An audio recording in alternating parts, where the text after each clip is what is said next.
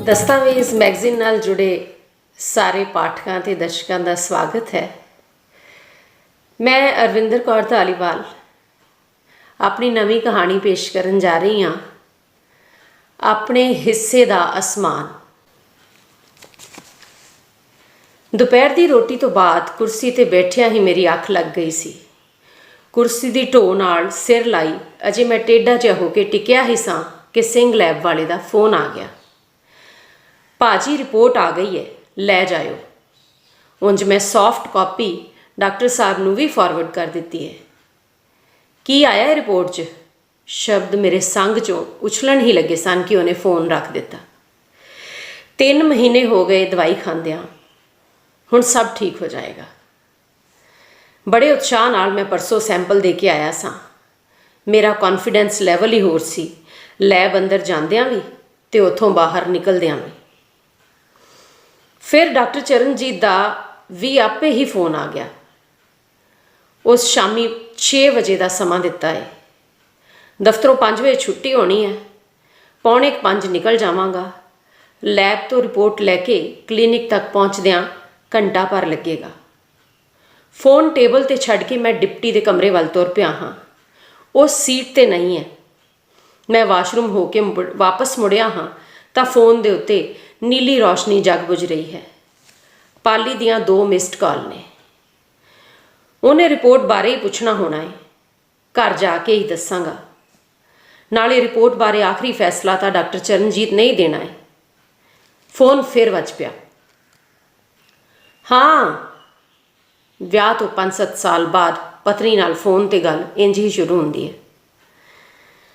ਤੁਸੀਂ ਘਰ ਕਦੋਂ ਕੌਣ ਹੈ? ਮੇਰੀ ਤਬੀਅਤ ਠੀਕ ਨਹੀਂ। ਮੈਂ ਡਾਕਟਰ ਵੱਲ ਜਾਣਾ ਮੁਲਤਵੀ ਕਰਨ ਬਾਰੇ ਸੋਚਦਾ ਹਾਂ।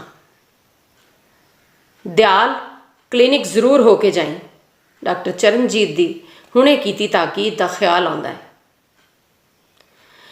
ਤੂੰ ਡਾਕਟਰ ਦੇ ਕਲੀਨਿਕ 'ਤੇ ਹੀ ਆ ਜਾ ਜੇ ਚਾਹਵੇਂ ਤਾਂ। ਮੇਰੀ ਗੱਲ ਪਾਲੀ ਵਿੱਚੋਂ ਹੀ ਬੋਚਦੀ ਹੈ।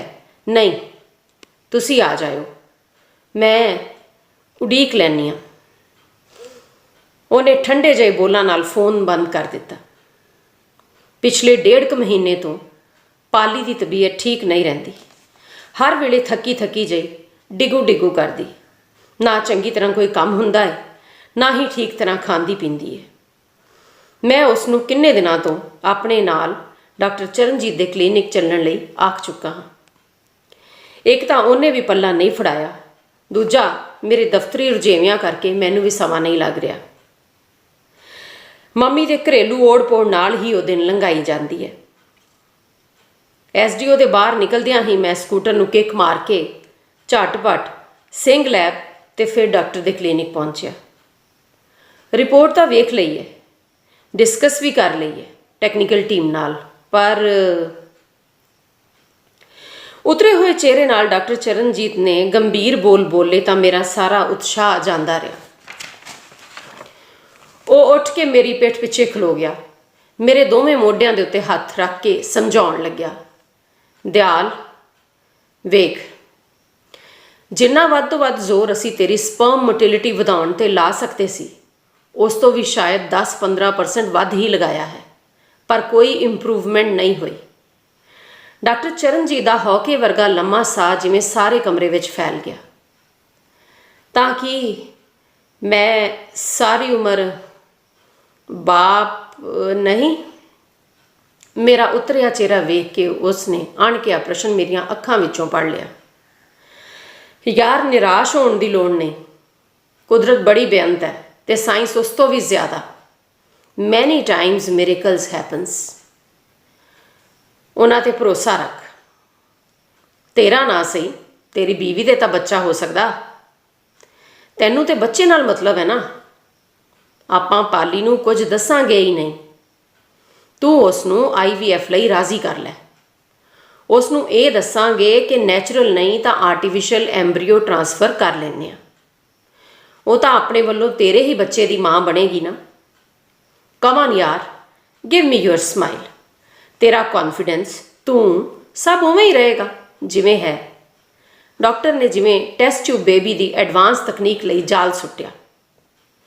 ਮੇਰੇ ਵੇਖਦਿਆਂ ਡਾਕਟਰ ਨੇ ਦਰਾਜ ਵਿੱਚੋਂ IVF ਦੇ ਸਾਰੇ ਖਰਚੇ ਦੀ ਪਰਚੀ ਮੇਰੇ ਰਿਪੋਰਟ ਵਾਲੇ ਲਿਫਾਫੇ ਨਾਲ ਪਾਈ ਤੇ ਇਸ ਅੰਦਾਜ਼ ਨਾਲ ਫੜਾਈ ਕਿ ਹੁਣ ਮੈਂ ਇੱਥੋਂ ਤੁਰਦਾ ਹੋਵਾਂ।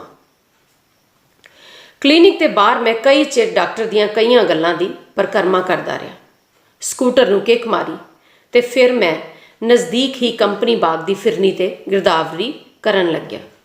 ਜਿਵੇਂ ਜਿਵੇਂ ਮੈਂ ਰੇਸ ਦੇ ਕੇ ਸਕੂਟਰ ਅਗਾਂਹ ਚਲਾਉਂਦਾ ਗਿਆ, ਉਵੇਂ ਉਵੇਂ ਜ਼ਿੰਦਗੀ ਦੇ ਬੀਤੇ ਸਾਲ ਪਛਾਣ ਉਤਰਦੇ ਗਏ। 5 ਸਾਲ ਤੋਂ ਵੱਧ ਹੋ ਗਏ ਨੇ ਮੇਰੇ ਤੇ ਪਾਲੀ ਦੇ ਵਿਆਹ ਨੂੰ। ਜਦੋਂ ਮੈਂ ਪਾਲੀ ਨੂੰ ਪਹਿਲੀ ਵਾਰ ਵੇਖਿਆ ਸੀ ਤਾਂ ਵੇਖਦਾ ਹੀ ਰਹਿ ਗਿਆ ਸੀ। ਇੰਨੀ ਸਮਾਰਟ ਕੁੜੀ ਮੈਂ ਆਪਣੀ ਜ਼ਿੰਦਗੀ ਵਿੱਚ ਪਹਿਲੀ ਵਾਰ ਵੇਖੀ ਸੀ। ਰੋਹਬਦਾਰ, ਧੜੱਲੇਦਾਰ, ਅਜਿਹੀ ਕਿ ਜੇ ਕੋਈ ਉਸਨੂੰ ਇੱਕ ਵਾਰੀ ਮਿਲੇ ਤਾਂ ਵਾਰ-ਵਾਰ ਮਿਲਣਾ ਚਾਹੇ।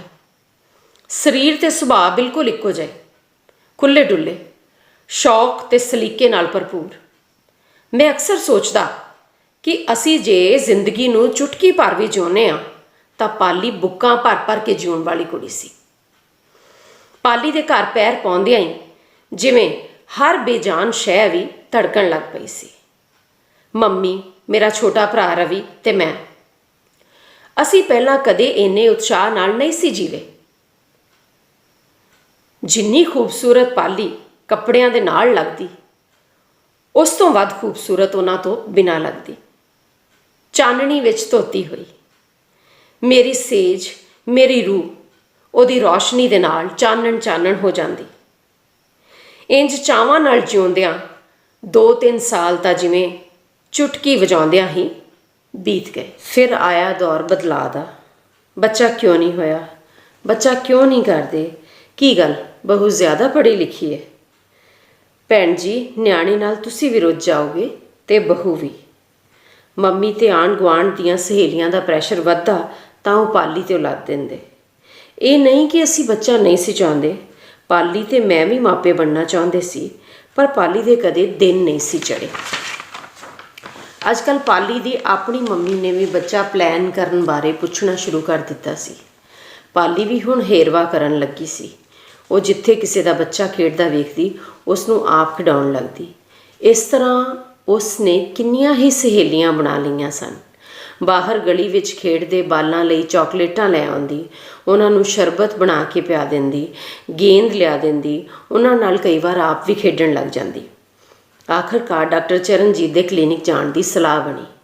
ਇਹ ਨਾਂ ਸਾਡੇ ਫੈਮਿਲੀ ਡਾਕਟਰ ਨੇ ਹੀ ਸੁਝਾਇਆ ਸੀ।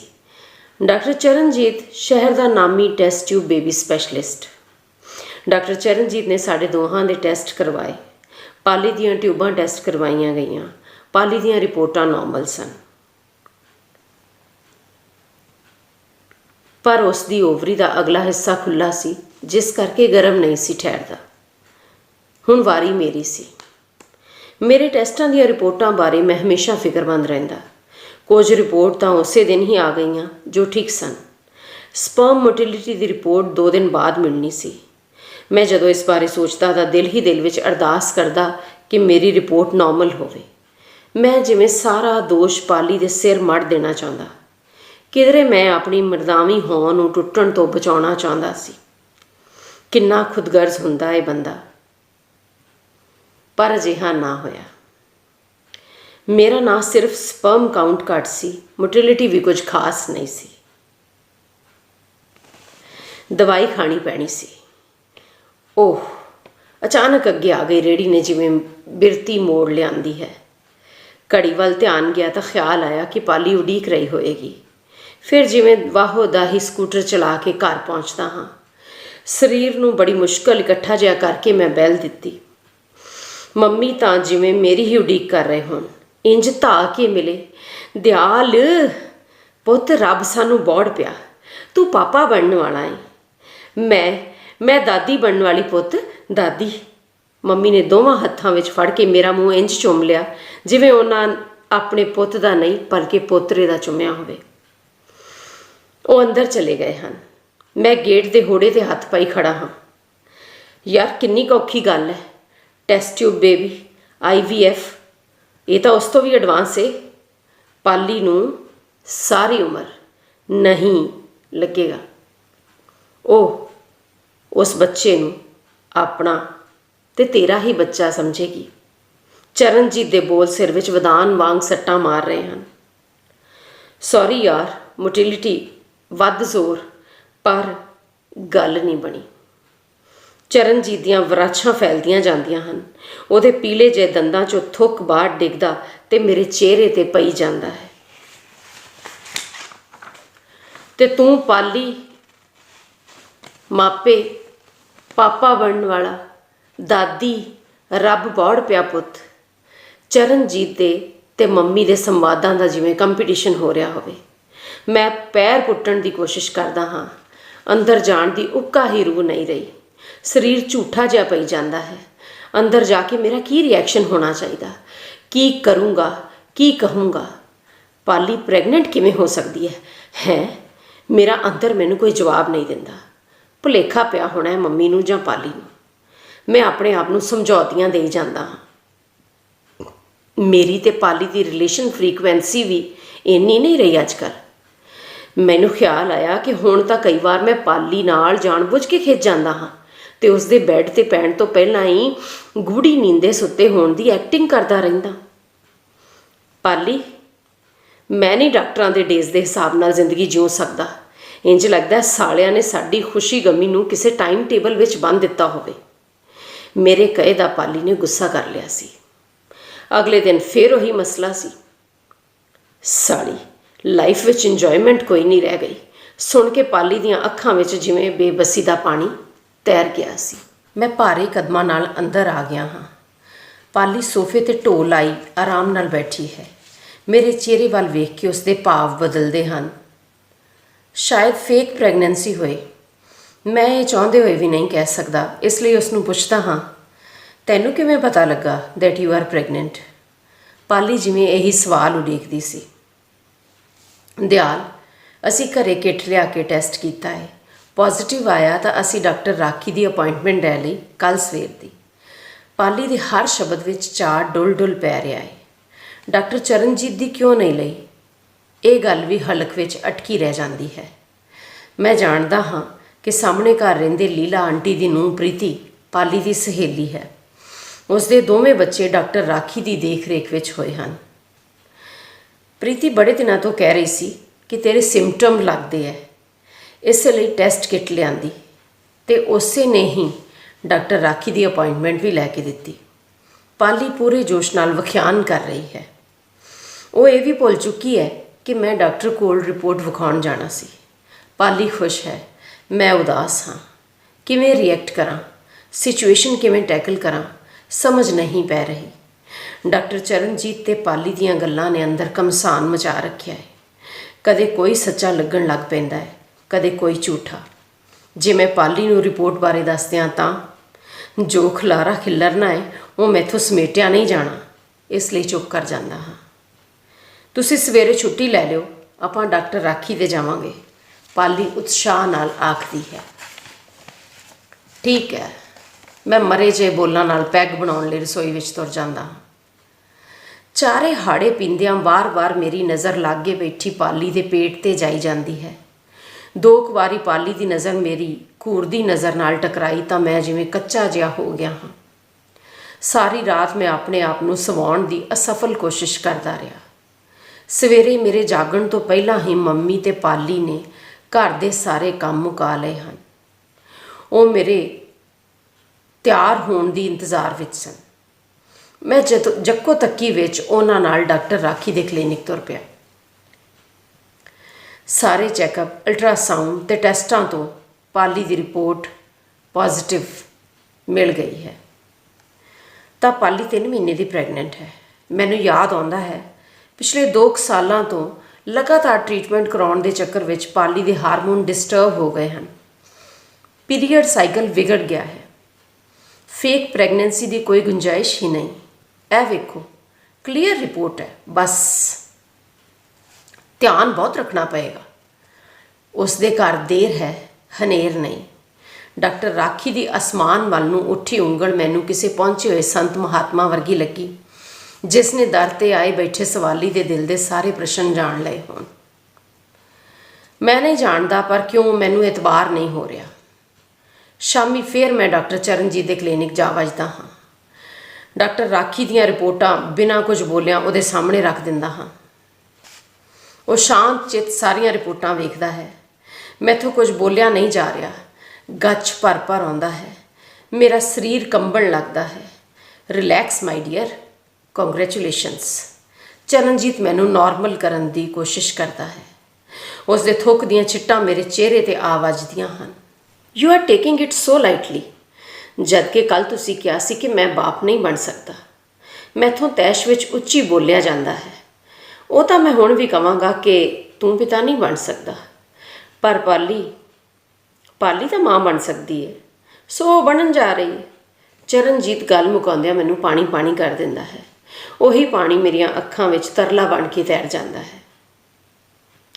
ਜੇ ਮੈਂ ਬਾਪ ਨਹੀਂ ਬਣ ਸਕਦਾ ਤਾਂ ਪਾਲੀ ਪ੍ਰੈਗਨੈਂਟ ਕਿੱਦਾਂ ਹੈ? ਉਹ ਕਮਨ ਯਾਰ, ਤੂੰ ਇੰਨਾ ਵੀ ਨਾ ਸਮਝ ਨਹੀਂ।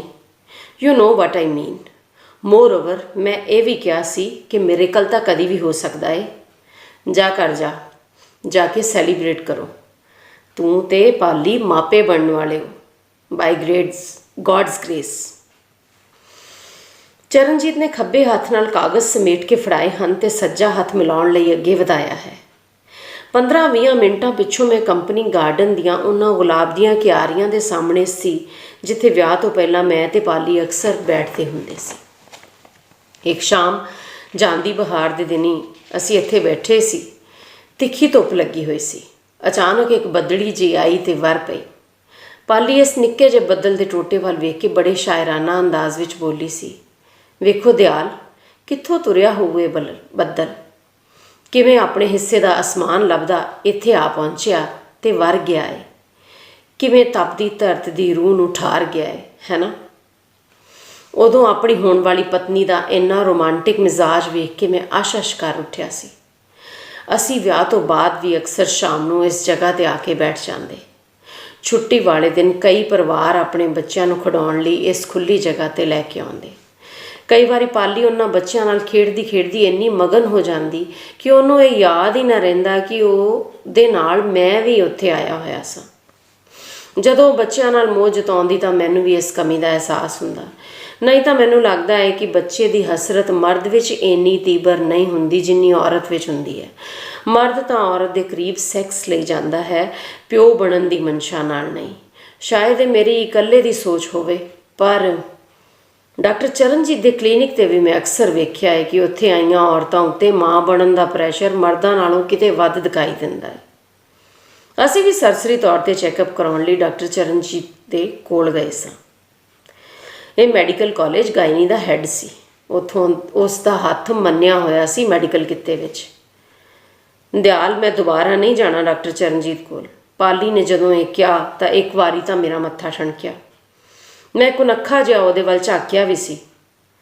ਉਹ ਜਿਸ ਦਿਨ ਓਵਰੀ ਦੇ ਮੂੰਹ 'ਤੇ ਉਹਨੇ ਟਾਂਕਾ ਲਾਇਆ ਸੀ ਨਾ, ਉਸ ਦਿਨ ਜਦੋਂ ਮੈਨੂੰ ਹੋਸ਼ ਆਈ ਤਾਂ ਜਿਵੇਂ ਸਭ ਠੀਕ ਨਹੀਂ ਸੀ। ਪਾਲੀ ਦਾ ਚੱਕਦੇ ਬੋਲਣਾ ਜਾਰੀ ਸੀ। ਮੈਨੂੰ ਇੰਝ ਲੱਗਾ ਜਿਵੇਂ ਮੈਂ ਹੁਣੇ ਆਪਣੇ ਬੈੱਡ ਵਿੱਚੋਂ ਤੁਹਾਡਾ ਸਾਥ ਮਾਣ ਕੇ ਉੱਠੀ ਹੋਵਾਂ। ਸਰੀਰ ਬਿਲਕੁਲ ਨਿਸੱਤਾ। ਜਦੋਂ ਮੈਂ ਚੰਗੀ ਤਰ੍ਹਾਂ ਅੱਖਾਂ ਖੋਲ੍ਹ ਕੇ ਵੇਖਿਆ ਤਾਂ ਆਸੇ-ਪਾਸੇ ਕੋਈ ਵੀ ਨਹੀਂ ਸੀ। ਪਾਲੀ ਨੇ ਕਹਿ ਕੇ ਨਜ਼ਰ ਝੁਕਾ ਲਈ। ਕਮਲੀਏ, ਤੈਨੂੰ ਐਨਸਥੀਸੀਆ ਦਿੱਤਾ ਹੋਇਆ ਸੀ ਨਾ, ਤਾਂ ਤੈਨੂੰ ਭੁਲੇਖਾ ਪਿਆ ਹੋਣਾ। ਪਾਲੀ ਦੀ ਬਜਾਏ ਇਹ ਤਰਕ ਮੈਂ ਆਪਣੇ ਆਪ ਨੂੰ ਦਿੱਤਾ ਸੀ। ਪਰ ਪਾਲੀ ਦੁਬਾਰਾ ਡਾਕਟਰ ਚਰਨਜੀਤ ਦੇ ਕਲੀਨਿਕ 'ਤੇ ਕਦੀ ਨਹੀਂ ਗਈ। ਅੰਕਲ ਬੋਲ ਦਿਓ, ਅੰਕਲ ਦਿਓ ਨਾ ਬੋਲ। ਮੇਰੇ ਨੇੜੇ ਆ ਕੇ ਡਿੱਗੀ ਗੇਂਦ ਲਈ ਛੋਟਾ ਜਿਹਾ ਬੱਚਾ ਮੈਨੂੰ ਪੁਕਾਰ ਰਿਹਾ ਹੈ। ਮੈਂ ਅਜੇ ਆਪਣੇ ਆਪ ਵਿੱਚ ਨਹੀਂ ਵਰਤ ਸਕਿਆ। ਉਹ ਆਪੇ ਹੀ ਗੇਂਦ ਚੁੱਕ ਕੇ ਮੁੜ ਗਿਆ ਹੈ। ਪਾਰਕ ਵਿੱਚੋਂ ਉੱਠ ਕੇ ਮੈਂ ਉਸੇ ਅਹਾਤੇ ਵਿੱਚ ਆ ਬੈਠਾ ਹਾਂ ਜਿੱਥੇ ਅਕਸਰ ਅਸੀਂ ਆਪਣੀਆਂ ਦਫ਼ਤਰੀ ਪਾਰਟੀਆਂ ਲਈ ਜਾਂ ਸ਼ੁਗਲ ਮੇਲੇ ਲਈ ਬੈਠਿਆ ਕਰਦੇ ਹਾਂ। ਬੋਤਲ ਲੈ ਕੇ ਪੀਣੀ ਸ਼ੁਰੂ ਕਰ ਦਿੱਤੀ ਹੈ। ਹਰ ਪੈਗ ਨਾਲ ਨਸ਼ਾ ਜਿਵੇਂ ਹੋਰ ਘਟ ਰਿਹਾ ਹੈ। ਮੈਂ ਡੁੱਬ ਜਾਣਾ ਚਾਹੁੰਦਾ ਇਸ ਗਲਾਸ ਵਿੱਚ ਹੀ। ਸੋਚਦਾ ਕਿੱਥੇ ਗਲਤੀ ਹੋਈ ਹੈ। ਡਾਕਟਰ ਚਰਨਜੀਤ ਸ਼ਰਾਬ ਵਿੱਚੋਂ ਹੱਸਦਾ ਵਿਖਾਈ ਦਿੰਦਾ ਹੈ। ਉਸ ਦੇ ਬੋਲਾਂ ਨਾਲ ਉਹਦੀਆਂ ਮੁੱਛਾਂ ਗਿੱਲੀਆਂ ਹੋਈ ਜਾਂਦੀਆਂ ਨੇ ਤੇ ਉਹ ਛਿੱਟਾਂ ਸ਼ਰਾਬ ਵਿੱਚ ਆਣ ਡਿੱਗਦੀਆਂ ਨੇ। ਉਹਦੀ ਜੂਠ ਮੇਰੇ ਗਲਾਸ ਵਿੱਚ ਆਣ ਡਿੱਗਦੀ ਹੈ। ਮੈਂ ਹੁਣ ਉਹਦੀ ਜੂਠ ਪੀਆਂਗਾ? ਨਹੀਂ ਨਹੀਂ, ਉਹ ਡਾਕਟਰ ਹੈ। ਡਾਕਟਰ ਤਾਂ ਰੱਬ ਦਾ ਰੂਪ ਹੁੰਦਾ ਹੈ। ਤਾਂ ਕੀ ਪਾਲੀ ਗਲਤ ਹੋ ਗਈ? ਉਹ ਇੰਨੀ ਖੁਦਗਰਜ਼ ਹੋ ਸਕਦੀ ਹੈ? ਨਹੀਂ, ਪਾਲੀ ਤਾਂ ਇਹੋ ਜਿਹੀ ਬਿਲਕੁਲ ਨਹੀਂ। ਮੇਰੀ ਕਸ਼ਮਕਸ਼ ਵੱਧਦੀ ਜਾਂਦੀ ਹੈ। ਸ਼ਰਾਬ ਦਾ ਅਸਰ ਪਤਾ ਨਹੀਂ ਜ਼ਿਆਦਾ ਹੋ ਗਿਆ ਜਾਂ ਅਸਰ ਹੋ ਹੀ ਨਹੀਂ ਰਿਹਾ। ਬੇਚੈਨੀ ਵਿੱਚ ਜਿਵੇਂ ਸੀਨਾ ਸੜੀ ਜਾਂਦਾ ਹੈ। ਪਾਜੀ ਉੱਠੋ, ਅਸੀਂ ਹਾਤਾ ਬੰਦ ਕਰਨਾ ਹੈ, ਟਾਈਮ ਹੋ ਗਿਆ। ਅਹਾਤੇ ਵਿੱਚ ਕੰਮ ਕਰਦੇ ਮੁੰਡੂ ਨੇ ਜਿਵੇਂ ਮੈਨੂੰ ਪਾਲੀ ਬਾਰੇ ਮਾੜਾ ਸੋਚਣ ਤੋਂ ਵਰਜ ਦਿੱਤਾ। ਉਹ ਵੀ ਪਾਲੀ ਦੇ ਹੱਕ ਵਿੱਚ ਭੁਗਤ ਗਿਆ ਹੈ। ਰਾਤ ਦੇ 11 ਵੱਜ ਗਏ ਨੇ। ਮੈਂ ਘਰ ਜਾਣ ਲਈ ਸਕੂਟਰ ਚਲਾਉਣ ਦੀ ਕੋਸ਼ਿਸ਼ ਕਰਦਾ ਹਾਂ। ਰਸਤੇ ਵਿੱਚ ਮੈਂ ਪਾਲੀ ਦੇ ਉਸ ਮਹੀਨੇ ਦੇ ਦਿਨਾਂ ਦਾ ਹਿਸਾਬ ਵਿੱਚ ਉਲਝ ਜਾਂਦਾ ਹਾਂ ਜਦੋਂ ਉਹਨੇ ਕਨਸੀਵ ਕੀਤਾ ਸੀ, ਪਰ ਹਿਸਾਬ ਨਹੀਂ ਲੱਗ ਰਿਹਾ। ਤਾਂ ਕੀ ਪਾਲੀ ਗਲਤ ਹੈ? ਪਰ ਕਿਹਦੇ ਨਾਲ? ਆਪਣੇ ਆਲੇ ਦੁਆਲੇ ਦੇ ਉਹਨਾਂ ਸਾਰੇ ਮਰਦਾਂ ਬਾਰੇ ਸੋਚਦਾ ਜੋ ਪਾਲੀ ਦੇ ਸੰਪਰਕ ਵਿੱਚ ਆਉਂਦੇ ਨੇ। ਇਹ ਤਾਂ ਕਿੰਨੇ ਹੀ ਬੰਦੇ ਨੇ। ਤਾਂ ਕੀ ਸੱਚੀ ਪਾਲੀ ਨੇ ਮੇਰੇ ਨਾਲ ਧੋਖਾ ਕੀਤਾ? ਯਾਨੀ ਉਹਨੂੰ ਇਹ ਪਤਾ ਲੱਗ ਗਿਆ ਕਿ ਮੈਂ ਕਦੇ ਬਾਪ ਨਹੀਂ ਬਣ ਸਕਦਾ। ਛੀ, ਨੀਚ ਜਨਾਨੀ। ਪਾਲੀ ਲਈ ਪੈਦਾ ਹੋਈ ਹਕਾਰਤ ਦੇ ਨਾਲ ਮੂੰਹ ਕਸੈਲਾ ਹੋ ਗਿਆ ਤਾਂ ਮੈਂ ਥੁੱਕ ਅੰਦਰ ਲੰਘਾ ਲਿਆ। ਲੱਗਾ ਕਿ ਮੈਂ ਜਿਵੇਂ ਜ਼ਹਿਰ ਦਾ ਘੁੱਟ ਪੀ ਲਿਆ ਹੈ। ਜਿਵੇਂ ਤਿਵੇਂ ਮੈਂ ਘਰ ਪਹੁੰਚਿਆ ਹਾਂ। ਗੇਟ ਮਾਤਰ ਢੋਇਆ ਹੋਇਆ ਹੈ। ਜਦੋਂ ਵੀ ਮੈਂ ਘਰ ਲੇਟ ਜਾਵਾਂ ਤਾਂ ਪਾਲੀ ਗੇਟ ਨੂੰ ਅੰਦਰੋਂ ਬੰਦ ਨਹੀਂ ਕਰਦੀ ਹੁੰਦੀ, ਬਲਕਿ ਆਪ ਜਾਗਦੀ ਮੈਨੂੰ ਉਡੀਕਦੀ ਹੁੰਦੀ ਹੈ। ਅੰਦਰ ਆਉਂਦਿਆਂ ਨੂੰ ਸਾਰੇ ਆਪੋ ਆਪਣੇ ਟਿਕਾਣੇ ਸੌਂ ਚੁੱਕੇ ਹਨ। ਪਾਲੀ ਜਾਗ ਰਹੀ ਹੈ। ਉਹ ਬੈੱਡ 'ਤੇ ਢਾਸਣਾ ਲਾਈ ਆਰਾਮ ਕਰ ਰਹੀ ਹੈ। ਲੱਗਾ ਜਿਵੇਂ ਸਾਹਮਣੀ ਦੀਵਾਰ 'ਤੇ ਲੱਗੀ ਅੰਗਰੇਜ਼ ਬੱਚੇ ਦੀ ਫੋਟੋ ਨਾਲ ਗੱਲਾਂ ਕਰਦੀ ਹਟੀ ਹੋਵੇ। ਮੇਰੇ ਅੰਦਰ ਵੜਦਿਆਂ ਹੀ ਉਹਨੇ ਮੇਰੇ ਤੌੜ ਤਾੜ ਲਏ ਹਨ। ਉਹਦੇ ਚਿਹਰੇ ਤੋਂ ਮੁਸਕਾਨ ਗਾਇਬ ਹੋ ਗਈ ਹੈ। ਮੈਂ ਉਹਨੂੰ ਗੁੱਤੋਂ ਫੜ ਲਿਆ ਹੈ। ਦੱਸ ਕੁੱਤੀਏ ਜ਼ਨਾਨੀਏ, ਇਹ ਕਿਹਦਾ ਤੁਖਮ ਆ? ਦੱਸ, ਮੈਂ ਚੀਕ ਰਿਹਾ ਹਾਂ। ਕੀ ਹੋਇਆ ਤੁਹਾਨੂੰ? ਪਾਲੀ ਚਾਂਗਰਾ ਮਾਰਦੀ ਬਾਹਰ ਵੱਲ ਭੱਜੀ ਹੈ। ਤੈਨੂੰ ਸ਼ਰੇਆਮ ਨੰਗੀ ਕਰੂੰਗਾ, ਹਰਾਮਜ਼ਾਦੀਏ। ਮੇਰੇ ਨਾਲ ਧੋਖਾ ਕੀਤਾ ਤੂੰ? ਮੈਂ ਉਹਨੂੰ ਬਾਹੋਂ ਫੜ ਕੇ ਧੂਣ ਦੀ ਅਸਫਲ ਕੋਸ਼ਿਸ਼ ਕਰਦਾ ਹਾਂ। ਮੇਰਾ ਜਿਵੇਂ ਸਾਹ ਨਾਲ ਸਾਹ ਨਹੀਂ ਰਲਦਾ। ਮੈਂ ਉੱਚੀ ਉੱਚੀ ਚੀਕਾਂ ਮਾਰ ਰਿਹਾ। ਪੈਰ ਡਗਮਗਾ ਰਹੇ ਨੇ। ਸ਼ਰਾਬ ਸਿਰ 'ਤੇ ਨੱਚ ਰਹੀ ਹੈ। ਤੇਰਾ ਦਿਮਾਗ ਖਰਾਬ ਹੋ ਗਿਆ ਹੈ? ਛੱਡ ਇਹਨੂੰ। ਮੰਮੀ ਕੱਸ ਕੇ ਮੇਰੇ ਮੂੰਹ 'ਤੇ ਚਪੇੜਾ ਮਾਰ ਰਹੀ ਹੈ। ਹੁਣ ਮੈਂ ਪਾਲੀ ਨੂੰ ਠੁੱਡੇ ਮਾਰਨ ਲੱਗਦਾ ਹਾਂ। ਮੰਮੀ ਤੇ ਰਵੀ ਮੈਨੂੰ ਧੱਕ ਕੇ ਪਾਲੀ ਤੋਂ ਵੱਖਰਿਆਂ ਕਰ ਰਹੇ ਨੇ। ਇਹ ਗਸਤੀ ਜਨਾਨੀ ਹੈ, ਕਿੱਥੋਂ ਦਾ ਗੰਦ ਚੁੱਕ ਕੇ ਲਿਆਈਏ? ਪੁੱਛੋ ਇਹਨੂੰ। ਕੁੜੀ ਤੂੰ ਗਸਤੀਏ, ਗੰਦੀਏ ਜਨਾਨੀਏ। ਮੇਰਾ ਰੋਮ ਚੀਕ ਰਿਹਾ ਹੈ। ਵੇ ਪੁੱਤ ਨਾ ਬੋਲ, ਵੇ ਇਹ ਗੱਲਾਂ ਮੁੜ ਮੂੰਹ 'ਚ ਨਹੀਂ ਪੈਣੀਆਂ। ਹਟ ਜਾ ਰਵੀ, ਇਹਨੂੰ ਅੰਦਰ ਲੈ ਜਾ। ਇਹਨੂੰ ਨਹੀਂ ਹੋਸ਼ ਇਹ ਕੀ ਬਕੀ ਜਾਂਦਾ। ਜਾ, ਤੇਰੇ ਹੱਥ ਜੋੜੇ, ਅੰਦਰ ਜਾ ਕੇ ਸੌਂ ਮਰ। ਮੰਮੀ ਪਾਲੀ ਨੂੰ ਮੇਰੇ ਥੱਲਿਓਂ ਕੱਢ ਕੇ ਆਪਣੇ ਕਮਰੇ ਵਿੱਚ ਲੈ ਗਈ ਹੈ। ਵਾਪਸ ਮੁੜਦਿਆਂ ਡਾਈਨਿੰਗ ਟੇਬਲ 'ਤੇ ਪਈ ਕੈਂਚੀ ਮੇਰੇ ਹੱਥ ਵਿੱਚ ਆ ਗਈ ਹੈ। ਮੰਮੀ ਹਟ ਜਾ ਤੂੰ। ਮੈਂ ਅੱਜ ਇਹਦੀ ਗੁੱਤ ਕੱਟੂੰਗਾ, ਇਹਨੂੰ ਗੰਜੀ ਕਰਕੇ ਘਰੋਂ ਕੱਢੂੰਗਾ। ਮੈਂ ਮੰਮੀ ਦੇ ਕਮਰੇ ਵੱਲ ਔਲਿਆ ਤਾਂ ਉਹਨਾਂ ਦਰਵਾਜ਼ਾ ਫਟਾਕ ਕਰਕੇ ਬੰਦ ਕਰ ਦਿੱਤਾ। ਮੈਂ ਕਈ ਚਿਰ ਲੌਬੀ ਵਿੱਚ ਗਾਲਾਂ ਕੱਢਦਾ ਰਿਹਾ। ਫਿਰ ਪਤਾ ਨਹੀਂ ਕਦੋਂ ਸੌਂ ਗਿਆ। ਸਵੇਰੇ ਜਾਗ ਖੁੱਲ੍ਹੀ ਤਾਂ ਮੈਂ ਆਪਣੇ ਮੰਜੇ 'ਤੇ ਸਾਂ। ਪਿਛਲੀ ਰਾਤ ਬਾਰੇ ਕੁਝ ਵੀ ਯਾਦ ਨਹੀਂ ਸੀ। ਸਰੀਰ ਖੁਸਦਾ ਜਿਹਾ, ਦਿਮਾਗ ਸੁੰਨ। ਇੰਨਾ ਯਾਦ ਆਇਆ ਕਿ ਪਾਲੀ ਪ੍ਰੈਗਨੈਂਟ ਹੈ। ਨਹਾ ਧੋ ਕੇ ਚੁੱਪਚਾਪ ਘਰੋਂ ਨਿਕਲ ਆਇਆ ਹਾਂ। ਘਰ ਦੇ ਕਿਸੇ ਜੀਅ ਨੇ ਮੈਨੂੰ ਬੁਲਾਇਆ ਨਹੀਂ ਹੈ। ਪਾਲੀ ਵੀ ਨਹੀਂ ਦਿਸੀ। ਮਨ ਸਾਰਾ ਦਿਨ ਕਸੈਲਾ ਜਿਹਾ ਰਿਹਾ। ਸਾਰਾ ਦਿਨ ਮੰਮੀ ਤੇ ਡਾਕਟਰ ਚਰਨਜੀਤ ਮੇਰੇ ਸਿਰ ਚੜ੍ਹ ਕੇ ਨੱਚਦੇ ਰਹੇ ਸਨ। ਛੁੱਟੀ ਹੁੰਦਿਆਂ ਸਾਰ ਮੈਂ ਫਿਰ ਅਹਾਤੇ ਵਿੱਚ ਸੀ। ਬੋਤਲ ਲੈ ਕੇ ਪੀਣੀ ਸ਼ੁਰੂ ਕੀਤੀ। ਹਰ ਪੈਗ ਦੇ ਨਾਲ ਪਿਛਲੀ ਰਾਤ ਵਾਪਰਿਆ ਸਭ ਸਾਕਾਰ ਹੋਣ ਲੱਗਿਆ। ਹਰ ਮਰਦ ਜੋ ਮੇਰੇ ਜਾਂ ਪਾਲੀ ਦੇ ਸੰਪਰਕ ਵਿੱਚ ਸੀ, ਜਿਵੇਂ ਸਾਹਮਣੇ ਆ ਕੇ ਮੂੰਹ ਚੜਾਉਣ ਲੱਗਾ। ਉਹ ਜ਼ੋਰ ਨਾਲ ਠਹਾਕੇ ਮਾਰ ਕੇ ਹੱਸਦੇ। ਜਦੋਂ ਸ਼ੋਰ ਸਹਿਣਾ ਔਖਾ ਹੋ ਗਿਆ ਤਾਂ ਮੈਂ ਬੋਤਲ ਜ਼ਮੀਨ 'ਤੇ ਚਲਾ ਮਾਰੀ। ਉਹ ਸਭ ਹੱਸਣੋਂ ਹਟ ਗਏ। ਗਈ ਰਾਤ ਮੈਂ ਘਰ ਪਹੁੰਚਿਆ। ਚੁੱਪ ਚਾਣ ਛਾਈ ਹੋਈ ਸੀ। ਬੱਤੀਆਂ ਬੁਝੀਆਂ ਹੋਈਆਂ ਸਨ।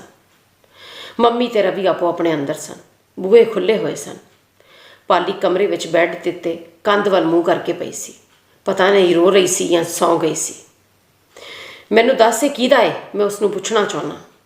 ਇਸ ਤੋਂ ਪਹਿਲਾਂ ਕਿ ਮੈਂ ਉਸਨੂੰ ਕੁਝ ਪੁੱਛਾਂ, ਉਹਨੇ ਮੇਰੇ ਵੱਲ ਮੂੰਹ ਪੁਆ ਕੇ ਬੜੀ ਘਿਰਨਾ ਭਰੀ ਨਜ਼ਰ ਨਾਲ ਵੇਖਿਆ ਹੈ। ਮੈਂ ਬੂਹਾ ਬੰਦ ਕਰਕੇ ਉਸਨੂੰ ਫੇਰ ਮਾਰਨ ਲੱਗਦਾ ਹਾਂ। ਉਹਦੇ ਅੰਦਰ ਪਏ ਜ਼ਹਿਰ ਦੇ ਬੀਜ ਨੂੰ ਮੈਂ ਜੜੋਂ ਮੁਕਾ ਦੇਣਾ ਚਾਹੁੰਦਾ। ਉਹ ਬੂਹਾ ਖੋਲ੍ਹ ਕੇ ਬਾਰ-ਬਾਰ ਭੱਜਦੀ ਹੈ। ਮੈਂ ਆਪਣੇ ਬੂਹੇ ਦੀ ਕੁੰਡੀ ਅੰਦਰੋਂ ਆਉਣ ਦੀ ਕੋਸ਼ਿਸ਼ ਕਰਦਾ। ਪਤਾ ਨਹੀਂ ਕੁੰਡੀ ਲੱਗੀ ਵੀ ਹੈ ਕਿ ਨਹੀਂ। ਮੈਂ ਚੌਫਾਲ ਮੰਜੇ 'ਤੇ ਟਹਿ ਪੈਂਦਾ। ਪਾਲੀ ਨੂੰ ਸਬਕ ਸਿਖਾਉਣ ਦੇ ਸੁਪਨੇ ਆਉਂਦੇ ਹਨ। ਉਹਦੇ ਮਾਪਿਆਂ ਨੂੰ ਬੁਲਾ ਕੇ ਇਹਨੂੰ ਵਾਪਸ ਪੇਕੇ ਭੇਜ ਦਿਆਂਗਾ ਇਹ ਸੋਚਦਾ।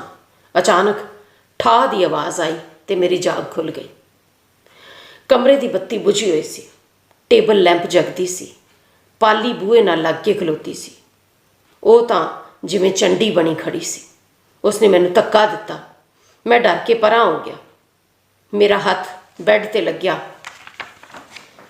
ਬਿਸਤਰਾ ਗਿੱਲਾ ਸੀ। ਮਿੱਟੀ ਦੇ ਤੇਲ ਦੀ ਤੇਜ਼ ਹਵਾੜ ਮੇਰੇ ਨੱਕ ਨਾਲ ਟਕਰਾਈ। ਪਾਲੀ ਵੱਲ ਵੇਖਿਆ, ਉਹਨੇ ਮਾਚਸ ਦੀ ਤੀਲੀ ਬਾਲ ਲਈ। ਮੈਂ ਬੁੜਕ ਕੇ ਪਰੇ ਹੋ ਗਿਆ। ਦਿਆਲ, ਪਾਲੀ ਚੀਕੀ। ਖਬਰਦਾਰ ਉੱਠਿਆ ਤਾਂ ਪੁੱਛ ਕੀ ਪੁੱਛਣਾ ਹੈ ਤੂੰ? ਮੈਂ ਰੋਜ਼ ਦੇ ਇਹ ਕੁਟਾਪੇ ਨਹੀਂ ਸਹਿ ਸਕਦੀ। ਪੁੱਛ ਪਾਲੀ ਚੀਖ ਰਹੀ ਹੈ। ਮੇਰਾ ਸੰਗ ਸੁੱਕ ਗਿਆ ਹੈ। ਜੀਭ ਤਾਲੂ ਨਾਲ ਲੱਗ ਗਈ ਹੈ। ਕੋਈ ਆਵਾਜ਼ ਨਹੀਂ ਨਿਕਲਦੀ। ਮੈਂ ਜ਼ੋਰ ਲਾ ਰਿਹਾ। ਕੀ ਕਹਿੰਦਾ ਹੈ ਤੂੰ? ਬੋਲ। ਕੀ ਇਹ ਤੇਰਾ ਨਹੀਂ? ਉਹਨੇ ਨਜ਼ਰਾਂ ਦੇ ਨਾਲ ਪੇਟ ਨੂੰ ਸਹਿਲਾਇਆ ਹੈ। ਤੇਰੇ ਦਿਮਾਗ ਦੇ ਕੀੜੇ ਦਾ ਕੋਈ ਇਲਾਜ ਨਹੀਂ। ਜਾ ਕੇ ਕਿਸੇ ਡਾਕਟਰ ਨੂੰ ਵਿਖਾ ਤੇ ਆਪਣਾ ਇਲਾਜ ਕਰਾ। ਅਵਲ ਤੇ ਮੈਂ ਮੰਨਦੀ ਨਹੀਂ ਕਿ ਇਹ ਤੇਰਾ ਨਹੀਂ, ਪਰ ਹਾਂ, ਤੇਰੇ ਮੁਤਾਬਕ ਜੇ ਇਹ ਤੇਰਾ ਨਹੀਂ ਵੀ ਹੈ ਤਾਂ ਇਹ ਮੇਰਾ ਤੇ ਹੈ। ਬਲਕਿ ਅੱਜ ਤੋਂ ਇਹ ਸਿਰਫ ਮੇਰਾ ਹੈ। ਤੂੰ ਮੈਨੂੰ ਛੱਡਣਾ ਚਾਹੁੰਦਾ ਹੈ? ਛੱਡ ਦੇ। ਤੂੰ ਆਪਣੇ ਸ਼ੱਕ ਨਾਲ ਜੀ, ਮੈਂ ਆਪਣੇ ਬੱਚੇ ਨਾਲ ਜੀਵਾਂਗੀ। ਪਾਲੀ ਨੇ ਜਿਵੇਂ ਆਪਣੇ ਆਪ ਹੀ ਮੈਨੂੰ ਸੁਰਖਰੂ ਕਰ ਦਿੱਤਾ ਹੈ। ਮੈਂ ਹੱਕਾ ਬੱਕਾ ਪਾਲੀ ਦਾ ਇਹ ਰੂਪ ਵੇਖਦਾ ਹੀ ਰਹਿ ਗਿਆ ਹਾਂ। ਆਉਂਦਾ ਨਹੀਂ ਅੰਦਰ। ਕਦੋਂ ਦਾ ਗੇਟ ਖੋਲ੍ਹ ਕੇ ਗਈ ਹਾਂ। ਬੈਲ ਤੋਂ ਹੱਥ ਚੁੱਕ ਤੇ ਅੰਦਰ ਆ ਜਾ। ਹੁਣ ਫੇਰ ਕੋਈ ਸਿਆਪਾ ਨਾ ਖੜਾ ਕਰੀ। ਸਿਆਣਾ ਬਣ ਸਿਆਣਾ। ਮੰਮੀ ਦੇ ਬੋਲਾਂ ਵਿੱਚ ਕੱਲ੍ਹ ਵਾਲੀ ਘਟਨਾ ਦਾ ਗੁੱਸਾ ਬਰਕਰਾਰ ਹੈ। ਉਹ ਮੇਰੇ ਅੱਗੇ ਅੰਦਰ ਲੰਘ ਗਈ ਹੈ। ਅੰਦਰ ਲੌਬੀ ਵਿੱਚ ਸੋਫੇ 'ਤੇ ਪਾਲੀ ਬੈਠੀ ਹੈ। ਉਸ ਨੇ ਮੇਰੇ ਵੱਲ ਸਰਸਰੀ ਨਜ਼ਰ ਮਾਰੀ ਤਾਂ ਮੈਂ ਸੁਲ੍ਹਾ ਲਈ ਉਸ ਵੱਲ ਵੇਖ ਕੇ ਮੁਸਕਰਾ ਪਿਆ ਹਾਂ। ਸ਼ੁਕਰੀਆ।